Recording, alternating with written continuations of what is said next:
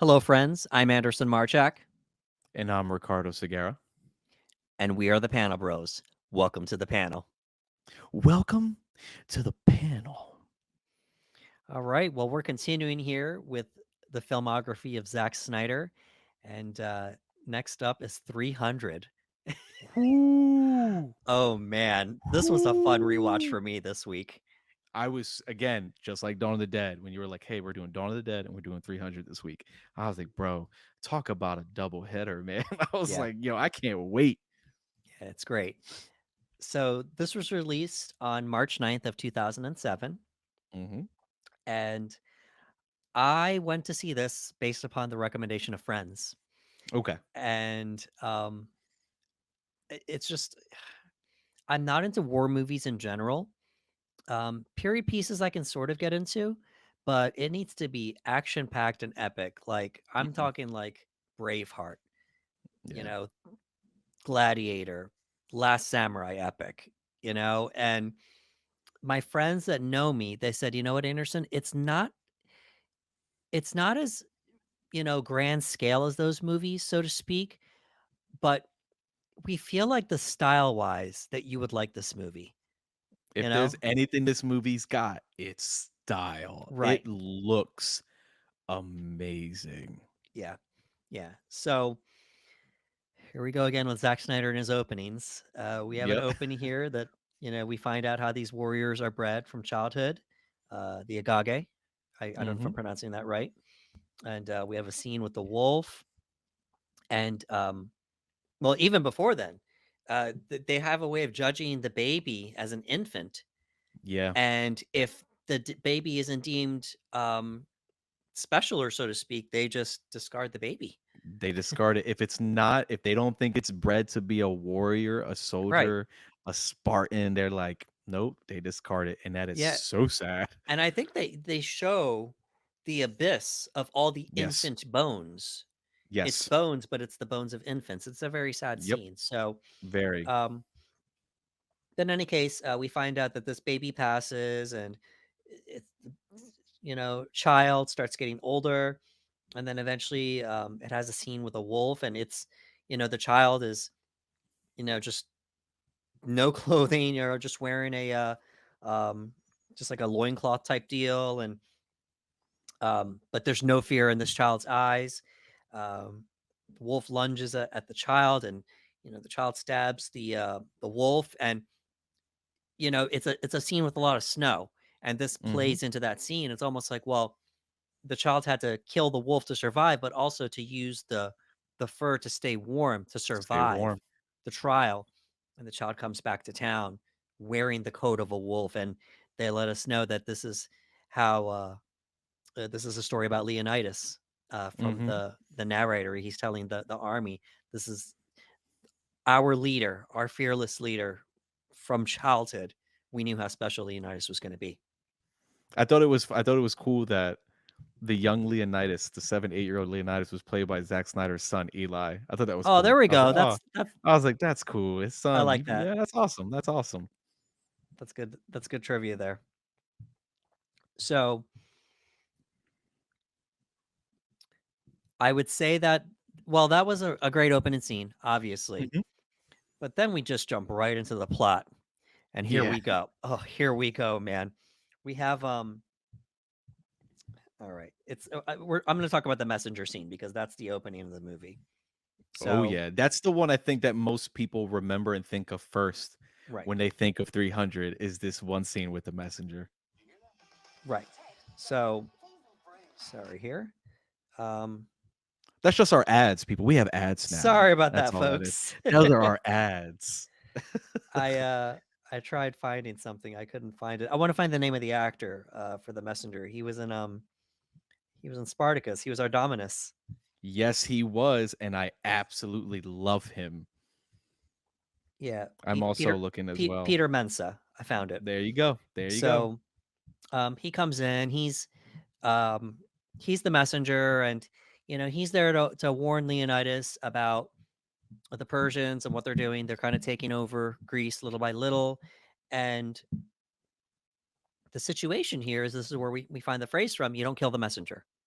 The Yeah. messenger is just, and he's there with his group of people, and they're just antagonizing each other. They're just going back and forth, just little verbal jabs here and there. Leonidas, he's like, he's taking it, but he's giving it back to him too. Yep. And eventually Leonidas starts screaming at him. We have Gerard Butler as Leonidas in the shoutiest role he has ever had. One of the most shoutiest roles of all time. It's so funny Just because yells. because he wasn't directed to yell. He did Oh, the that's bad. scenes. That's great. He did the scenes in a specific way, and he goes, "Can I try it one more way?" And I watched an interview with Gerard, and he yells, and he goes, "Oh, was that too much?" And Zach goes, "Yeah, but it was awesome." You know what I mean? And they just stuck with it. They stuck with Yeah. shouty Gerard Butler. Yeah. Yeah, exactly. And you know, he says, you come to me with the heads of your enemies, because he did. Mhm. He had Yeah. like there were Yep. skulls of the other leaders that they had Mhm. killed. You insult my queen, because earlier he says, who is this woman to talk in the presence of us? It's the queen, and you just insulted her. But at the time, the messenger is thinking, you can't touch me, I'm just the messenger. Yep. you Yep. know and he pulls the blade out. He's just like, what are you doing? Like, the this is madness. And madness. This is Madness. Sparta, and he Madness. screams it. This This is is and Sparta. what I love about that scene too is he looks at the queen for Right. reassurance before he does it, which is so important because again, not only has she been insulted and he acknowledges it when the messenger's popping off at the lip, he's like, okay. And he just glances at his wife like and she gives him the She nod gives of a nod. approval and he goes, madness. This is madness. This is Sparta. And then Kick. boom. You know what I You mean? know. And then we're in it at this point. Yep. It's Lena Headey Hmm. as the queen, and they don't really say her name too much in the movie. I had to look it up, but it's Yeah, it's just my queen. My queen. yeah, Queen Gor, Gor, Gor, that's not no, that's not the Gorgo. word. Yes, thank you. Yeah. Yeah. I had an autocorrect, and that didn't say that. So Yeah, no, it's Gorgo, but she's usually just referred to as my the queen. queen, the queen, The or my queen queen. throughout Yeah. the movie. So, and then we see just Zach's style, man. It just, he the guys falling down the pit, and we don't see them hit, but it's just, the first time we see slow motion. It's a really cool shot. It's a great again, if this movie is known for anything, it's that visual style. I remember when this movie came out in theaters, I also saw it because of word of mouth. And everyone was saying, it's like, you gotta see this movie. This looks like it was ripped from a graphic novel, from a comic book. And I was like, oh, and I watched it. And just in this scene alone, like you said, he's just kicking a man down a hole. Right. All it But is. it's visually stunning to look at. And Right. I'm like, man, again, if you want visual style, 300 is where it's at. And we knew it was coming, because the Mhm. queen nodded, but the Mhm. kick, it's just so awesome. We see right into It's the pit. referred to in my heart as the Spartan kick. That's just what I call it. I'm like, "Oh, because it's the Spartan kick, that's it." Right. So so we get to we move the plot along a little bit here, and we get to the Ephors, and Mhm. apparently the Spartans don't go into war without their blessing, because now at this point, it's going to get back to Xerxes that Leonidas killed the messenger and everyone that Yup. came with them, so they're going to Yup. war. And but they need the blessing of the Ephors, and we get the scene of the Oracle. Mhm. And I looked it up. She's a model. She's only done this and maybe one other thing, but we get a sense of style. We get that slow motion again, and she does this like little Yep. dance, and it's a really interesting thing with the oracles, because the E4s, they're all deformed, or you know they have these like grotesque look, but only the most beautiful women are picked to be the oracles. Mhm. And it's and then she whispers her thing to the E4 there. And you know what what was your reaction like when you saw that in the theater?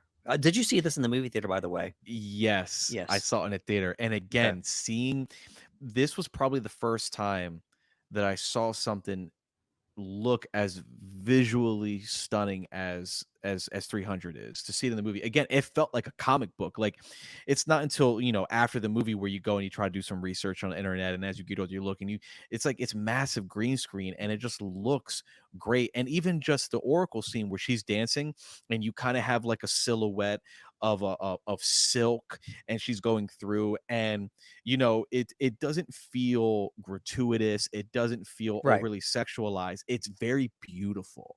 Like, there's a beauty to it, and there's probably a bunch of other ways that could have been done where it might have come off a little bit gratuitous or whatnot, and like, oh man, this doesn't need to be in the movie, but it looked beautiful.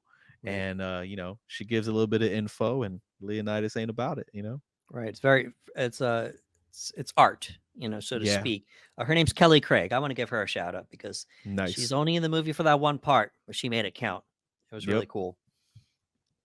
Um, so speaking of sexual, we then move on to another scene because at this point, we know that Leonidas is going into battle. Yes. So him and the queen have a little interaction, and then we get a sex scene. And it's We get a passionate love scene. yeah, it's fade to black, fade up again, fade to Mhm. black, fade up again. With some directors, they just do the fade to black, and then you kind of figure things out. Not Zach. Zach's like, no, Mhm. we want to show you what's happening here. Zach has an appreciation for the human body, right? Right, So not only does he allow you to see them in that light, but it's artistic, it's beautiful. right, And again, it wasn't one of those movies where he's just like, all the beautiful women are gonna be naked. It's not that, because hey, you're gonna see Gerard naked too. You're gonna see right, it's the human physique, and like you said, even the scene, it fades to black and it comes back. It fades to black and it comes back. And I remember watching this, I'm like, man, again, this could have been just a very traditional love scene, but he made it artistic. Like, he right, made it like, wow, that's really, really beautiful. right. And it does serve a purpose because this could be the last time they ever see each other. Yes. So it's almost like them, saying goodbye the night before, before they say Hmm. goodbye, face to face. Um, this would not be the last time Zach does a slow mo love scene with some No, it music is in the not. background. So, yeah, a Hallelujah. little shout out to Watchmen there, and we will get to that movie. Yep. Um, so we're getting introduced to the army, and the Spartans. There's only 300 of them at this point, so Hmm. they need help from the surrounding areas. We found out the Arcadians have joined them, and it's just like, what do you do? I'm a farmer, or what do you do? I'm a blacksmith. It's just like, you're not warriors. Like, what is Yep. you It's know? so funny because in that scene, they're like, "You don't have," like, he looks at Leonidas and he's Yeah. like, "That's all you have?" And Leonidas, being smart, is like, "Hey, you, what is your profession?" He goes, I'm a blacksmith." "You, what is your profession?" And then he goes, "Spartans, what is your profession?" And they're Oh, like, "Whoa, whoa." oh, And it's just like, see, my friend, I did bring more soldiers than you did. And it's like, right. it's got a point. It's got a point. Yeah, and that battle cry would just go on to be like a big thing for them throughout the movie. Just Hmm. seeing that, and you can't just help just getting the goosebumps every time the Spartans did that battle cry. It was Yep. really cool. So we starting to find out that their numbers are nothing compared to the Persians, because the Persians have No. thousands, thousands and Yes. thousands, but they're still going to fight and hold their Hmm. ground until they can figure things out. We get our first fight scene, and this is where things start amping up here. It's in the rain, and we see the ship, and there's some hard rock blaring. It's like, oh, that's where we start finding out this at this point we already know this movie's going to be a little different. You Yeah. know, you might this ain't Gladiator. No, no, no, you no. know, This was like rock and roll. You know what I yeah, mean? yeah, it was metal. And we're getting the music and the style and everything. Zach's just he's given it to us. Um, uh, I'd like to point out the scene on the road, and there just a visual of the piles of the bodies that made the walls. Hmm. Just a really strong visual there. Um, we get introduced to Ephialtes. Ephialtes. I can't pronounce his name. Okay. Yeah, first of all, we're probably gonna butcher some of these names, and we're sorry. But Yeah. yeah, go Yeah, so, um, he's a deformed person, and he wants to fight, um, and it's never really specified why he's not with the Ephors if he is, you know, a Mhm. deformed person, it's and this is a theme here, though, because Yeah.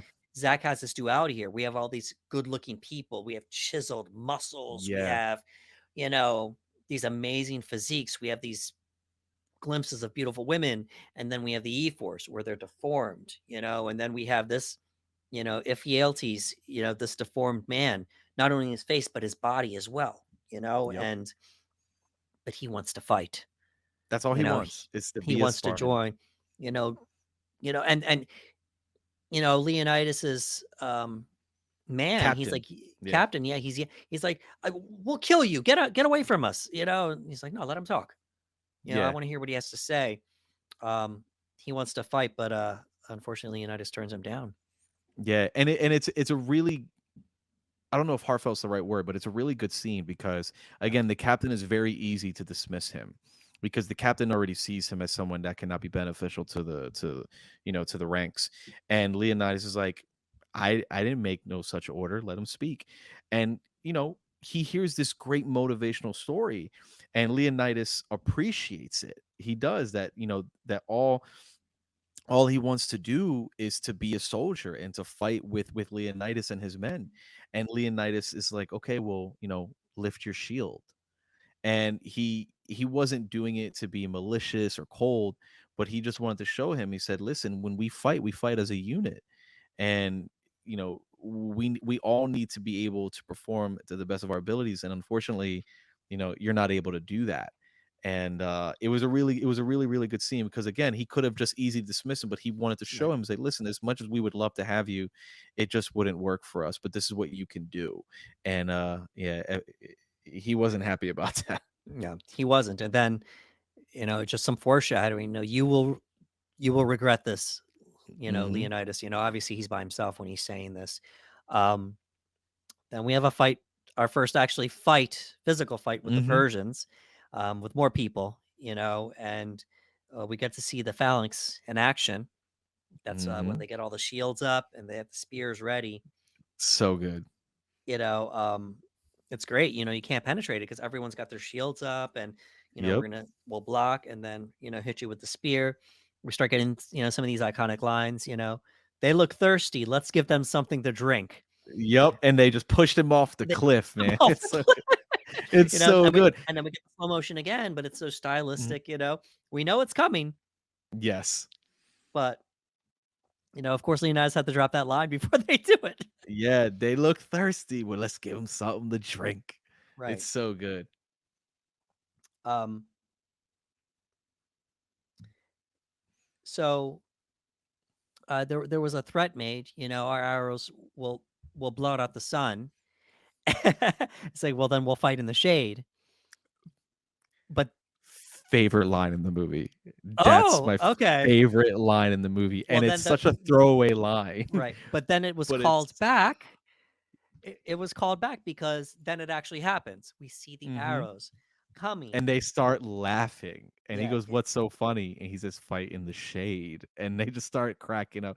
I Right. love that line so much because it I don't know if it was an arrogance, but the Persians tell him and goes, "Yo, our arrows will blot out the sun." And without missing a beat, Michael Fassbender's like, "And we will fight in the shade." And it's so cool. And I'm like, I don't know why. I just like, it's my favorite line. It just shows the Right. sheer like the machismo, if you Right. will, And then he of these laughs because it's characters. like, oh crap, I did say we would fight in the shade. Yeah, You I know. said we would do that, and that's what we're doing. It's Yes. so good. Yeah. Fassbender Stelios. What a standout role in this movie, and we'll definitely give a shout out to him.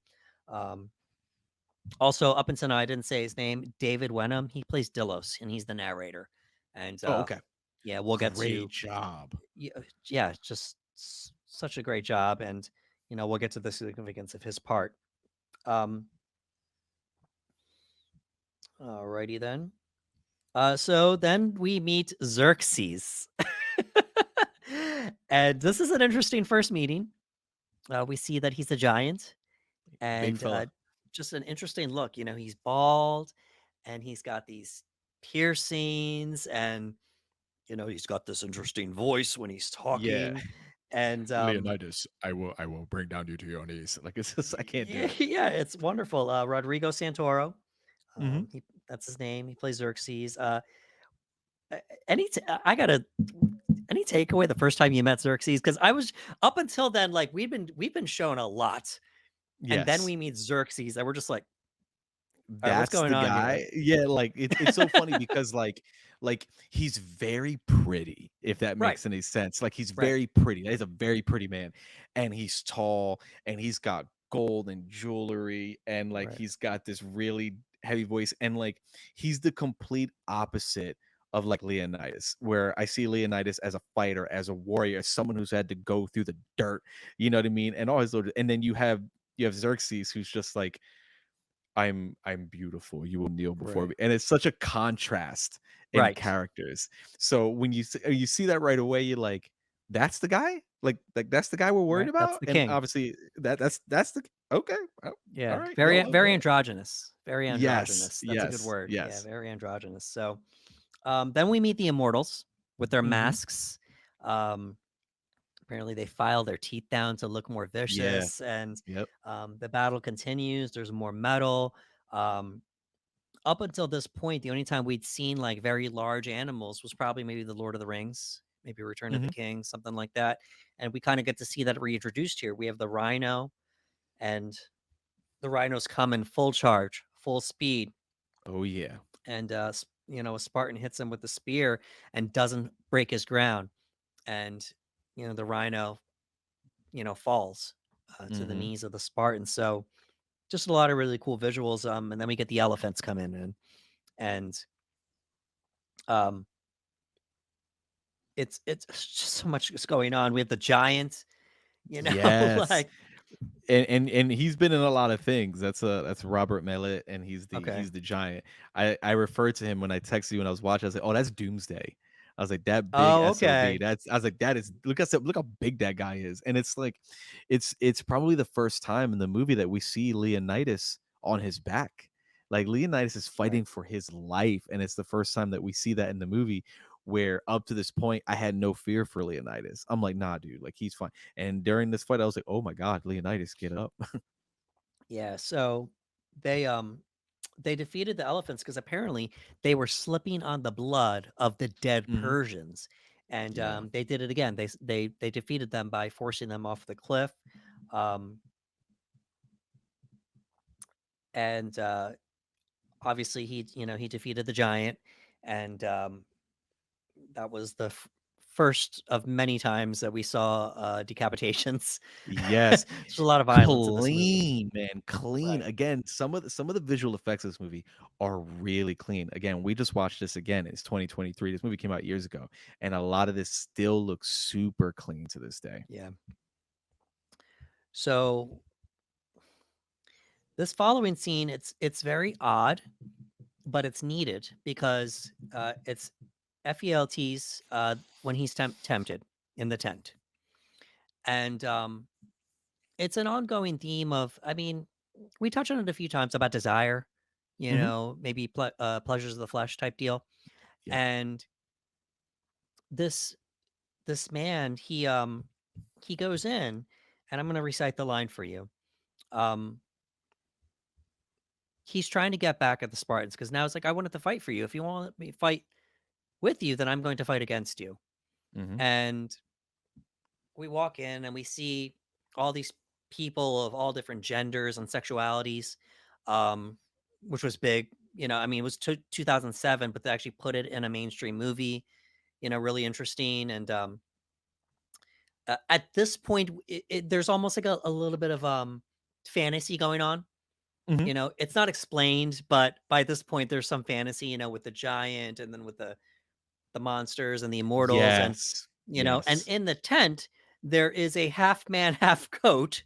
They don't Yes. make they don't they they don't make it a point to say that this is a man with a mask. It's like no, that mask looks like it's one with the body, you know, and Yeah, we've seen quite a few creatures in this movie already that Zach's right. like, "Yeah, man, mythical beings, we're going for it." Yeah, exactly, you know, and then maybe that was his way of showing that, like, well, maybe the person was wearing a mask, but I'm gonna Mhm. make it look like, no, it's a half man, half goat. I'm just like, all right, well, whatever, man. We're Yeah, just here for the go ride, for it. you know. Um, Xerxes delivers such an incredible line here, and I'm gonna pontificate on that a little bit. Um, he says, "Your gods were cruel to shape you, so friend Ephialtes, you know, he's deformed, body and face. The Spartans too were cruel to reject you, but I am kind. Everything you could ever desire, every happiness you can imagine, every pleasure your fellow Greeks and your false gods have denied you, I will grant for you, for I am kind. Embrace me as your king and as your god. Lead my soldiers to the hidden path that enters behind the cursed Spartans, and your joys will be endless. You will find I am kind, unlike the cruel Leonidas, who demanded that you stand.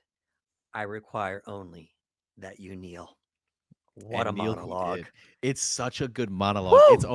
It's almost like the devil, right? Like through temptation Correct, is like and he's like, "Listen, you wanted this and he didn't give it to you. He rejected you, but me, I am kind. but I am He wanted you kind. to stand. I just want you to kneel." It's a great piece. Powerful monologue. And for those of you that don't know the biblical story, the temptation of Christ, it's Satan comes to Jesus after 40 days in the desert of fasting. So he hasn't Mhm. eaten for 40 days, you know, only drank water. And Satan comes and tempts him three different times. And it's almost in the same way. I don't want to give anyone a biblical lesson here, but um, it's really important to Jesus's story that Satan was ready to give Jesus the world, but he still rejected Satan in the Bible. Mhm. And I felt as though there was a little bit of influence there that I'm pretty sure Zach took some influence there, you know, Zach with Zach his has faith, definitely used a you know. bunch of faith and religious tones Yeah, in plenty of his movies, and even in 300, quite a bit. Like if you go back even to the beginning of the movie, Leonidas is told by the oracle and whatnot that like, "Hey, man, like Sparta's gonna fall. It's right, already dictated." And Leonidas goes against that. He goes, "No, I reject that. I right. don't. I'm not going to be told by your faith and by your spirituality that that's no. I'm going to take it into my own hands." So Zach always touches on that type of stuff. Yeah, absolutely. What were your thoughts when you saw that scene, man? I mean, for me, the scene itself was a little jarring, but to Yeah. hear that monologue and, you know, to me, like, I got what it was. It was definitely an homage for me, an homage to the biblical story between Satan and Mhm. Jesus. But I was just like, wow, that was really interesting that they put that in the middle of the movie.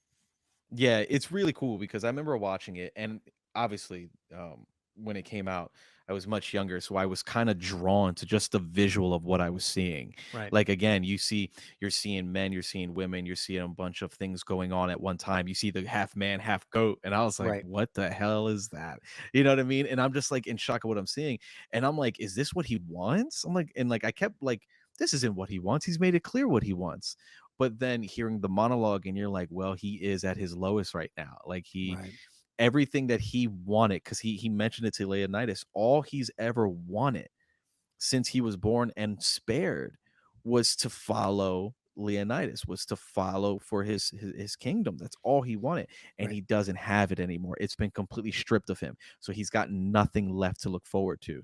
So I thought that when that monologue came through, I was like, oh, I don't agree, but I understand why he's going Right. to It's like side with you want Xerxes. riches, I'll give that to you. You want power, I'll give Mhm. that to you. You want women, I'll give that to you. Anything you ever want, I will give to you. All you have to do is kneel, you know, And and then he requested a uniform. and he got a uniform, you know. That's what he So wanted. really cool, really impactful part. Great scene. Great scene. I love that scene. So we keep flashing back to, you know, Sparta, you know, with Battlefield Sparta. And, you know, who's running things in Sparta is the queen, obviously. And she's trying to gain favor with everybody, but Dominic West's Theron is he's not making it easy for her. Nope. And he says, you know, I will vouch on your behalf, but you have to give me something. And she's like, well, what do you want? And he's like, I think you know what I want. You know, Yep. so unfortunately he assaults her. and he says this line to her. He says, "This will not be over quickly. You will not enjoy this. I am not your king." Very So important for later. yeah, absolutely. Um, so we have Ephialtes. We have the betrayal, Hmm. and um, you know, get ready for the final battle, and then we flash back again to Sparta, and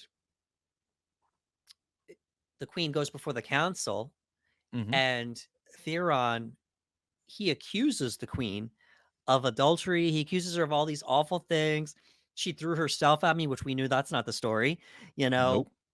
all these different things, and he's saying like, you know, and I wasn't the only person. This other person was too. And he's like sitting there going, what is going on What here? are you talking about? Yeah.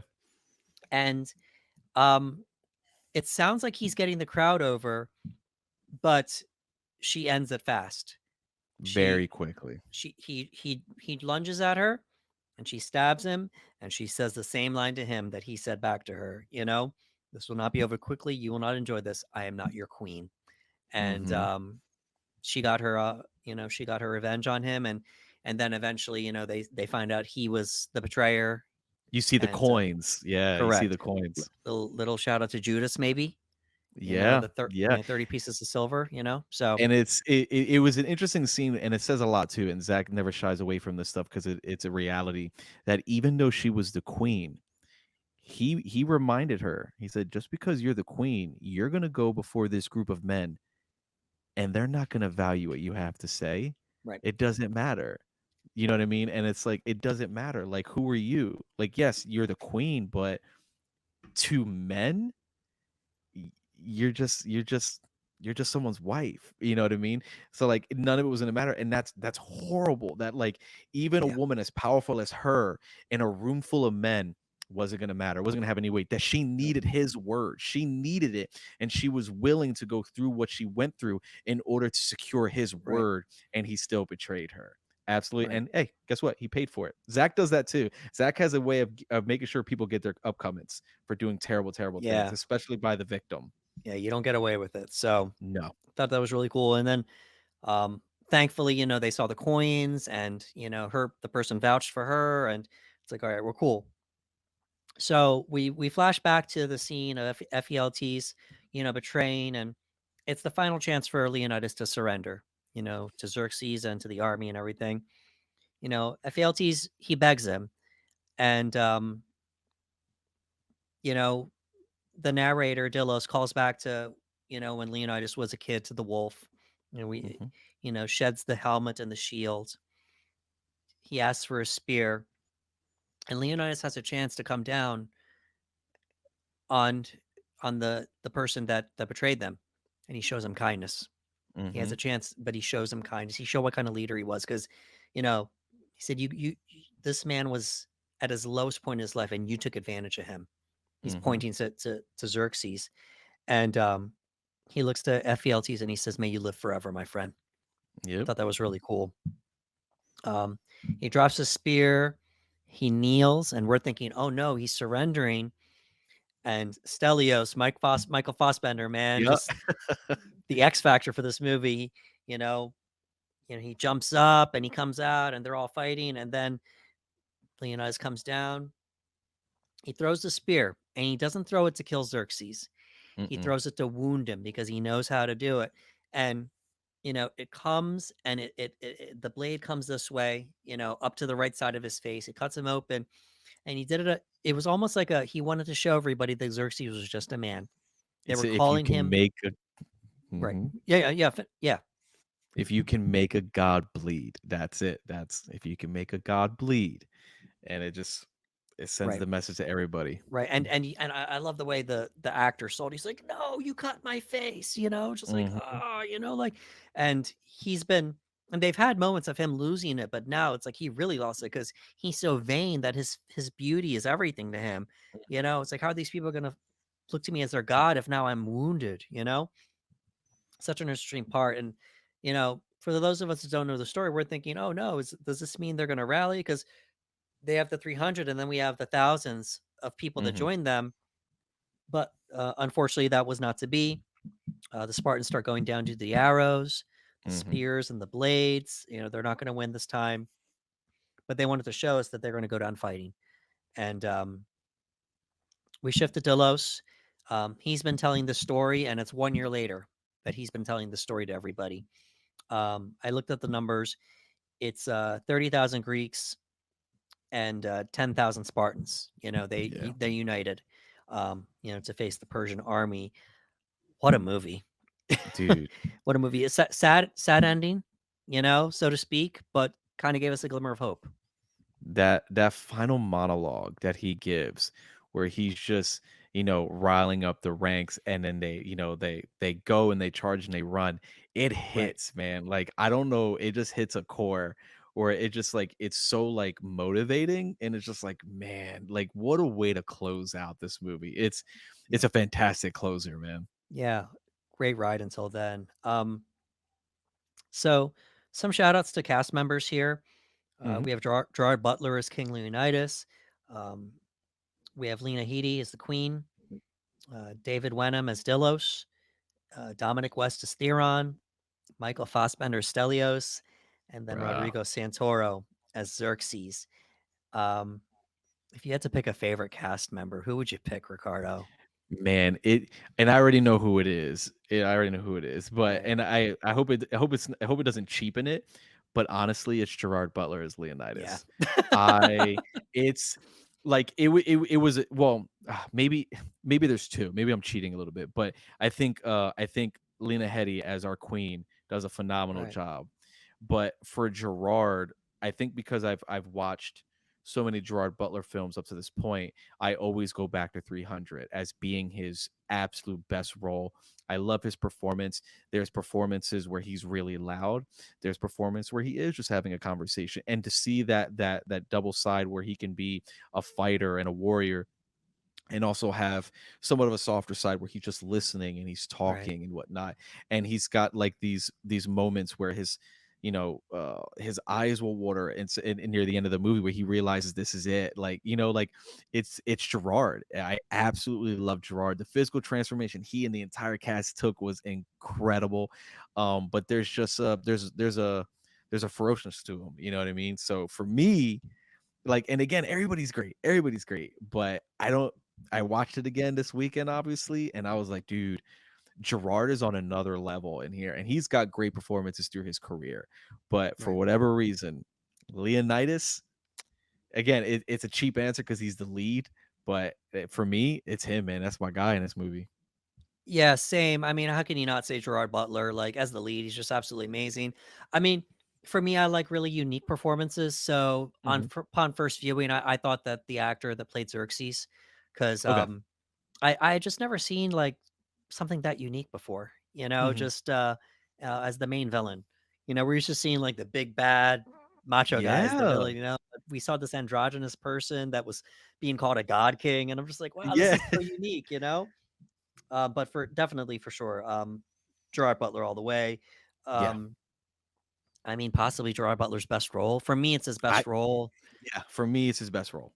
And he had a few years before I saw it was 2004. He played the Phantom in Phantom of the Opera, Mhm. and it's such a it, we go from that to this, and then we find out like Yeah. it's him being like he keeps coming back to action though, and I want to Mhm. say 300 is because of that. He does romantic comedy sometimes, but he keeps coming back to action movies. It's like, and who would, if not for 300, that probably doesn't happen.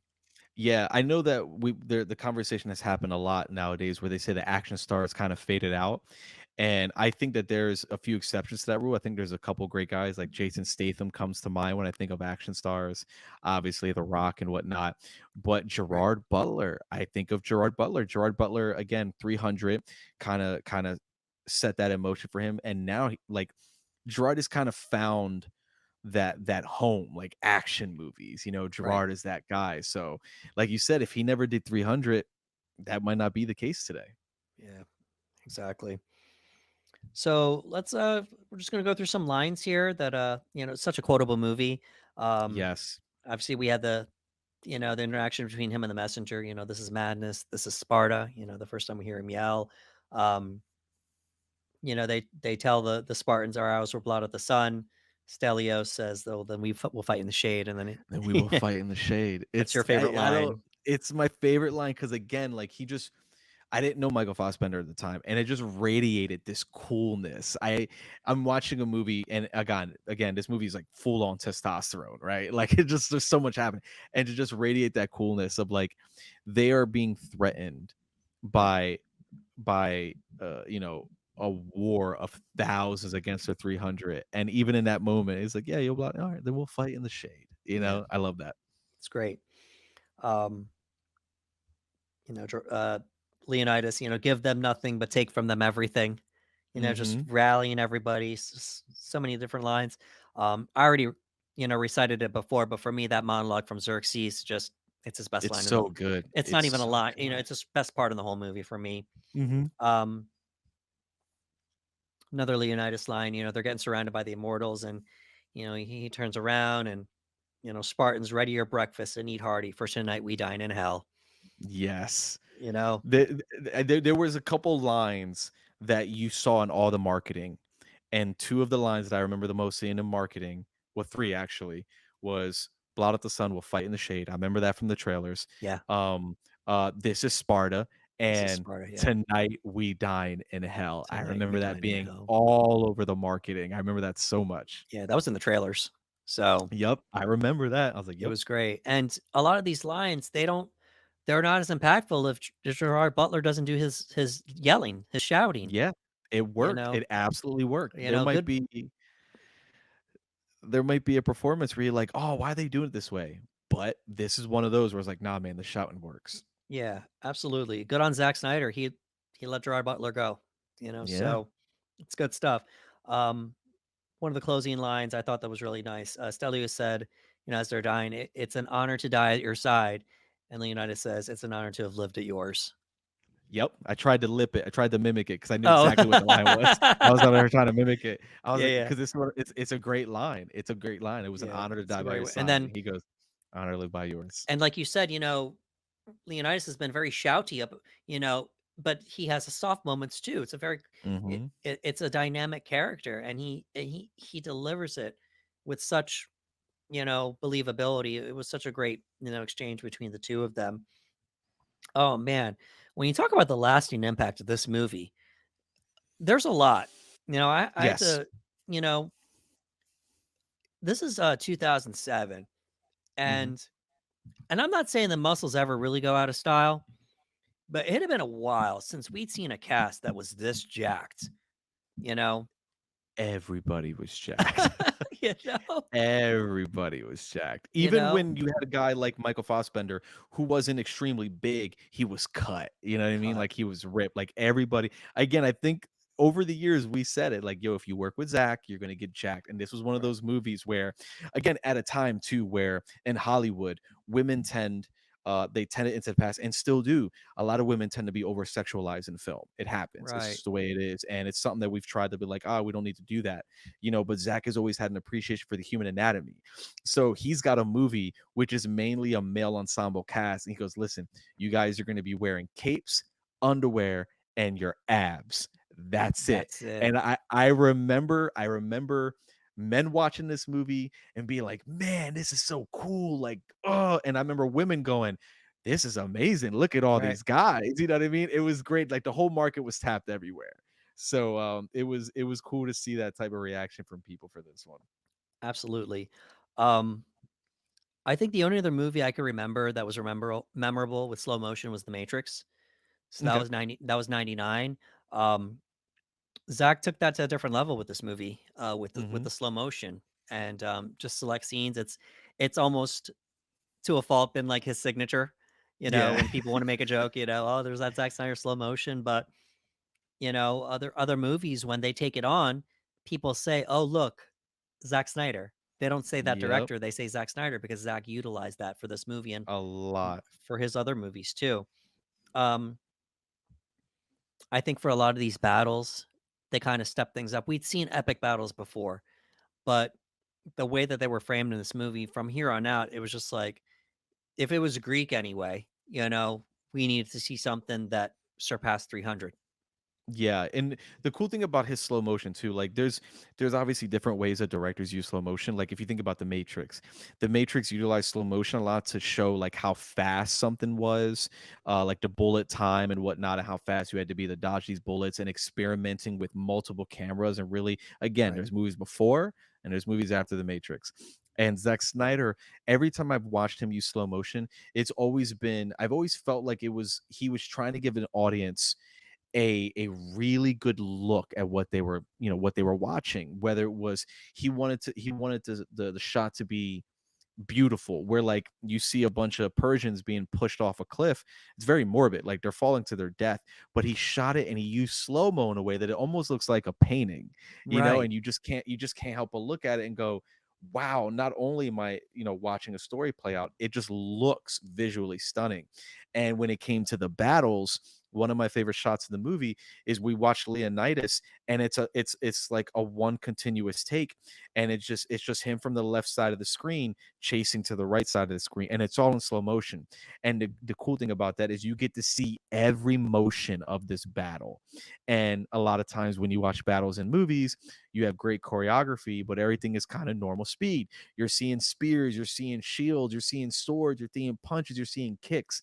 But his slow motion really allowed you to appreciate the fighting style that they utilized at this time and why they were so successful, and just why they were so good, and seeing the skill that it takes, because wielding a spear and a shield the way that they wield is not easy at all.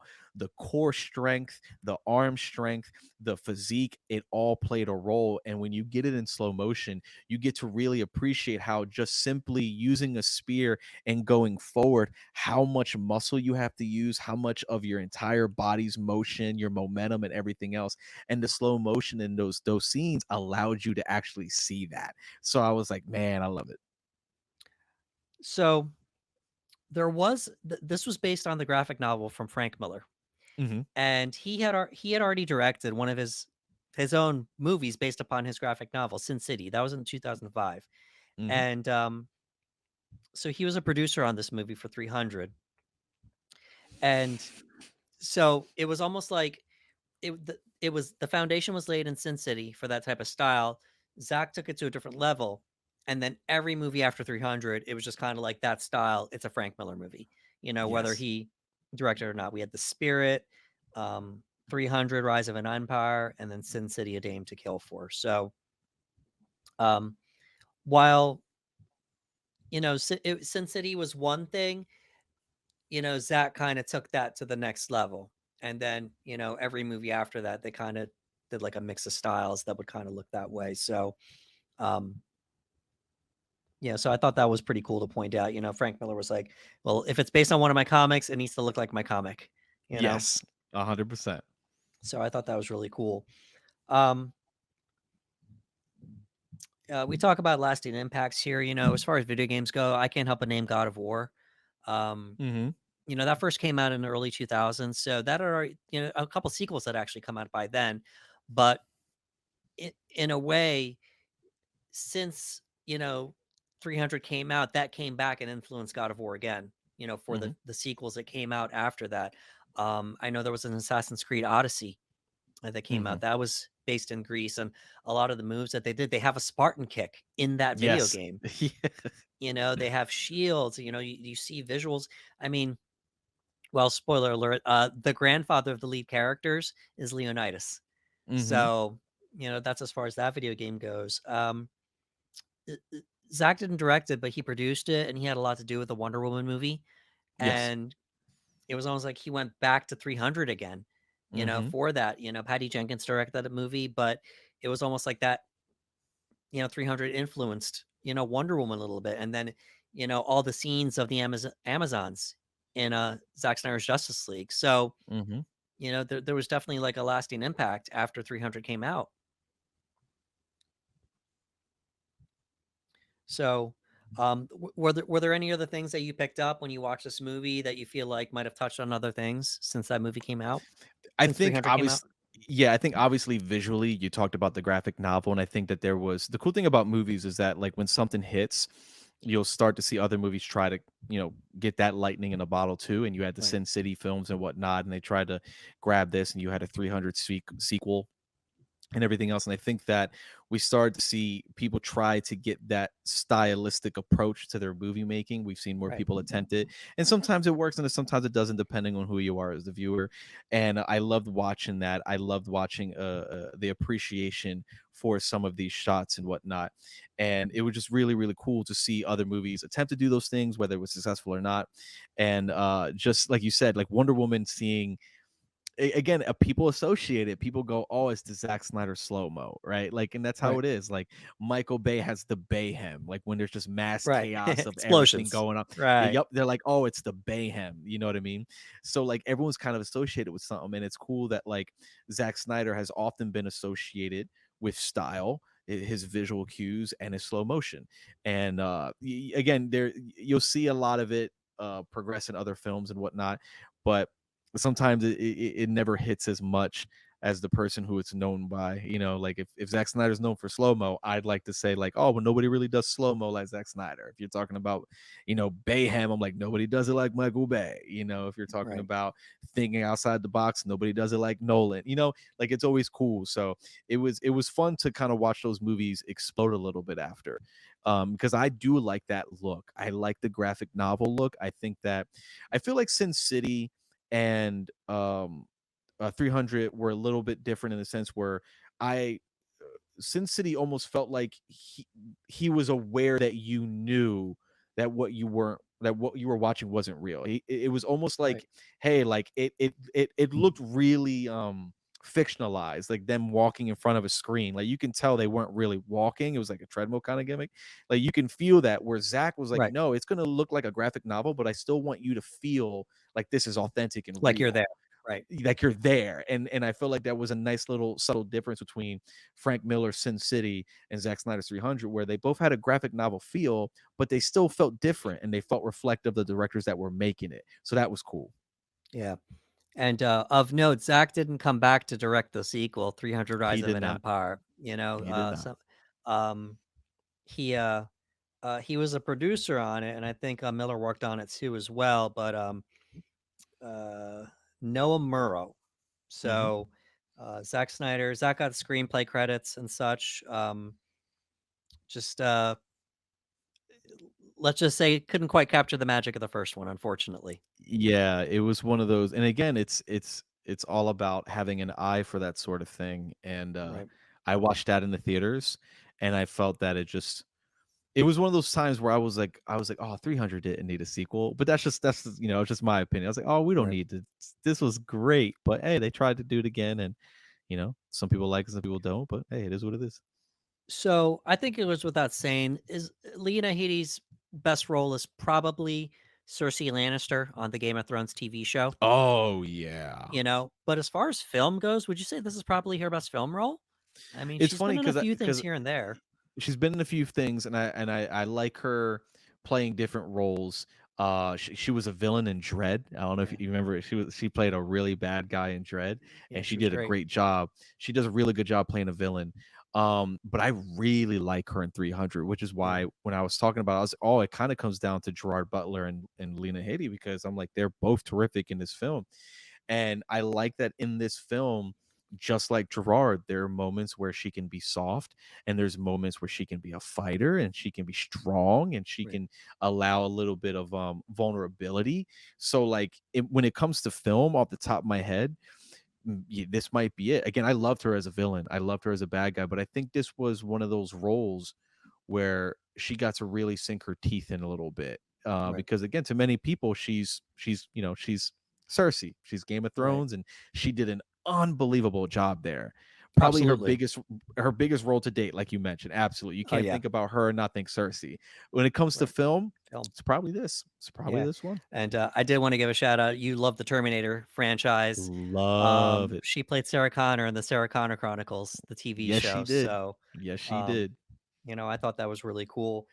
Well, that's 300. 300's great, man. It's And so good. yeah, and I thought it was really cool. Like as I was watching this, I'm like, this really didn't age too much for me when I was watching it. I just, No. it was just so entertaining. And um, Zach has this thing where it's just like, I'm just going to keep hitting you with stuff. Mhm. We'll come back, we'll have some soft moments, but then the very next scene, we're going to hit you with something. And then we're going to Yep. come back and then we're going to hit you something again. So that's as far as that goes, as far as 300. Anything else you'd like to touch on before we start wrapping Man, things up here? again, if oh man, if you haven't seen 300, do yourself a favor and watch Yeah, 300. please check But it out. it was really really cool watching 300 because I remember watching Dawn of the Dead and being blown away by Dawn of the Dead and thinking, okay, who made it? Zack Snyder.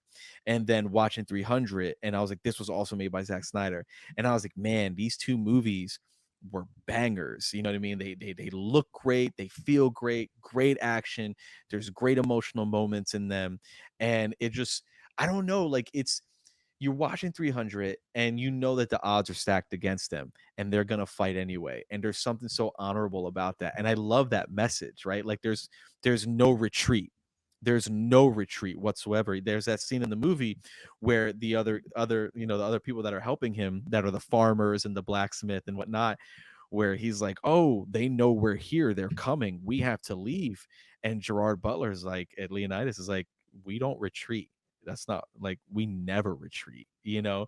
It's like we fight, and if we're lucky enough, we'll get a death on the battlefield, you know what I mean?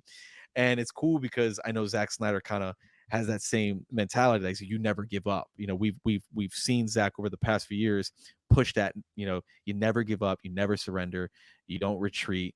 You know, he's got merchandise with shirt on that says Right. "Don't retreat," and I loved seeing that in this movie. And I love that maybe him working on this movie, maybe he adopted that mentality from the characters that were written in this film and whatnot. And who knows, you know what I mean? But it's one of those films that hasn't aged a day. It hasn't. Again, it looks great. It's I don't feel there's any moment where I was like, can the movie pick up its pace? Like, it's paced really well. Great performances all around. I love seeing guys that back then that I didn't know who they were, but I know now, again, like Michael Fassbender and Right. whatnot. And it's just, I don't know, it's good all around, man. It's a good all around movie. I think many people might say it's their favorite Zack Snyder film. I've had that Yeah. conversation with people where they go, it's 300. I was talking with someone recently because I watched it, and they shared a photo that they had, and it was a poster of 300, and it's in their house, and they're like, this is the one movie poster I have, and it's 300. And I'm like, man, it's good. It's good. I absolutely love it. It's a solid banger from beginning to end. Yeah. I think in just, in the chasm of just all-time Greek mythologies and Greek movies, it's definitely up there with some of the Mhm. best. You think about, just I mean, it wasn't really mythological, it was kinda based on true stuff, but at the same time, he Mhm. mixed in some fantasy in there too, Yeah, but, yep. I think about Jason and the Argonauts, old school, Yeah. but, and just Hercules, just that mythology, just such a Greek mythology. It's so cool.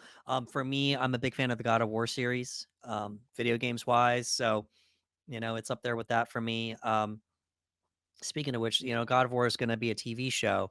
Mhm, And, I had said to you, I think Zach would be a great director if they ever did God of War movies. mhm. And because of what he did with 300, I feel like he would, maybe call back to that again. So, um, you know, good stuff as far as 300 goes. I mean, there weren't too many. I can't think of too many like Greek Yeah. epic movies. As far as being up there, with 300, I would say maybe one of the best period piece war movies type deal. Mhm.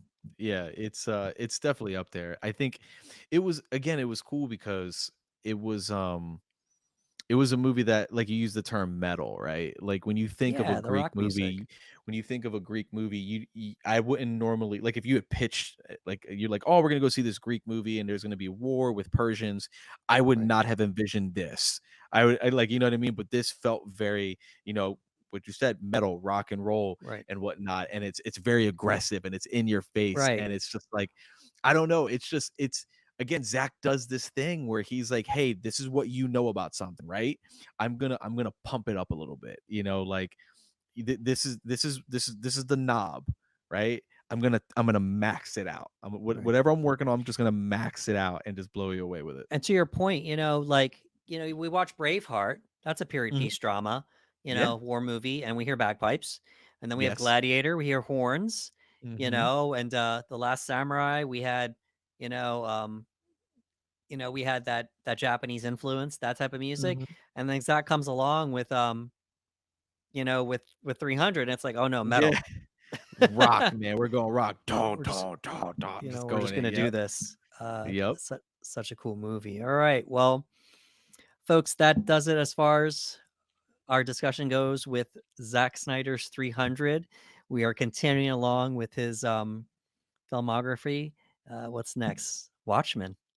Oh, dude. I Watchmen. can't wait. So I can't so wait. this was based on a comic book. Zach did another one based on a comic book, and he would continue doing films based on comics, but we'll get to them when we get to them.